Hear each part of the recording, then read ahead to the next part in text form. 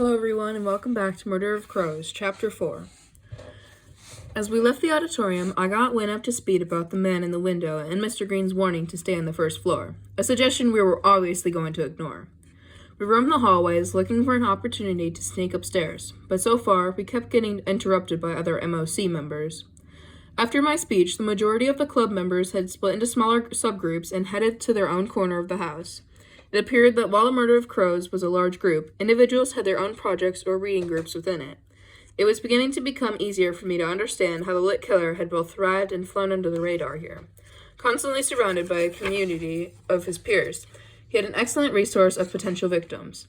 But, as Mr. Green had said, friends and enemies, when he introduced me, clearly not all the lit killer's peers were atomically allies. Every time we made a break for the stairs, someone else wandered by for a drink refill or to chat with another member or to ask us more questions about the lit killer, which left me and Wynne standing aimlessly in the hallway, twisting locked door handles and trying to look casual. "We have to find a way upstairs. That dude was old," I hissed at Wynne as yet another murder groupie wandered by. "What if he dies before we make it up there?" "I'll take you." I whirled around, leaning against the staircase railing a few feet away was a guy about our age. He was wearing a red windbreaker and a camera around his neck. He had a soft, floppy blonde hair falling into his eyes. Even though he couldn't have been older than his late teens, his hair was shot through with gray and he looked tired, the underneath of his eyes dark and bruised. Wynne scowled at him immediately, but said nothing. "I'm surprised you didn't just go up on your own, Tig Torres. As a fan of your work, I expected a bit more from you." Am I supposed to know who you are or something?" I asked. He shrugged. "We went to the same school for a bit, actually. I graduated this spring from Hollow Files High. Judah Beckett at your service. Nice to see you here too, Wynne." Wynne scoffed, and Judah rubbed the back of his neck sheepishly. "Okay, looks like you're still mad," he said. Wynne huffed, then turned to me. "Judah was the editor of the Talon the year before you got here. When I tried to join back in freshman year, he pressured the rest of the paper to lock me out. I had to wait until he literally quit." "In my defense, you didn't seem like you were that serious about your writing," Judah shot back. "And you were always in detention after school, which is when we usually met anyway." He paused, then shrugged. "I'm not too stubborn to admit I was wrong, though.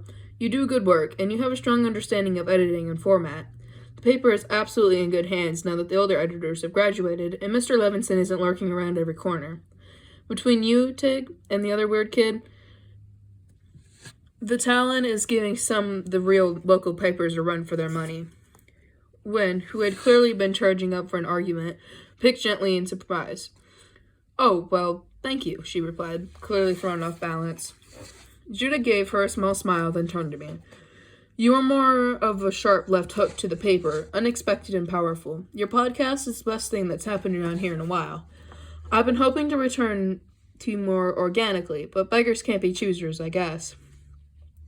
I'm actually working on a project that I'd love to talk to you about sometime. I left the paper to work on a novel about the Talon and its particularities. It would be great to go over it with someone who sees things with fresh, inquisitive eyes. I'm sure you've noticed that things are a bit creepy around here. Anyway, do you mind if we exchange contact info?" I glanced over at Wynne. She was the one who had beef with him, so she would know if this was a bad idea or not, but she just shrugged. Sure," I decided, pulling out my phone. Judah handed over his own, and we tapped our details into each other's contacts. He sent a quick K with a little beep. He sent a quick K with a little bat emoji to confirm. "Now that we're acquaintances," Judah corrected quickly at Wynne's arched eyebrow, "let me show you upstairs to the library at our esteemed host." He gestured for us to follow him up the stairs. As soon as we reached the second-floor landing, the din of the other club members disappeared, and the light faded until it was barely enough to see 5 feet ahead of us. The halls were much narrower than downstairs, only wide enough for 2 people to stand next to each other, and the carpet was so plush that it silenced their footsteps. "What's he like, Mr. Wyatt?" I asked softly as we turned a corner to go up yet another dark flight of stairs. "He's a good guy, a little histrionic, but half the other old people here are like that anyway," Judah replied, stopping at the landing. "You're almost there. It's just at the end of the hallway. I would come and introduce you, but frankly, I don't want to get trapped in a long conversation. You know how boomers are. You've got that right, Wynne huffed. Don't worry, we can find our way from here. Judah gave a cocky salute and a wry grin, then disappeared down into the gloom. The end of the hallways was a bit brighter, as the library door was framed on the other side with sconces. We knocked softly, but no one answered, so I pushed the door open and walked into the room. It was about the size of the sitting room downstairs, with bookshelves lining along the walls. There were standing shelves arranged in rows, with a main walkway down to the middle of them, leading to a large table that was piled with books. Behind the table was a giant chalkboard on the wall, with sweeping patterns across it that suggest it was wiped cleaned in a hurry.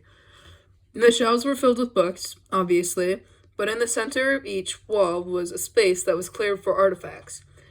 From rocks to animal teeth and feather samples, and even a stunning display of what appeared to be raw silver, raw gold, sulfur, and something else chunky and crystalline. Each specimen had a date, name, and location within the city on the identification card below it.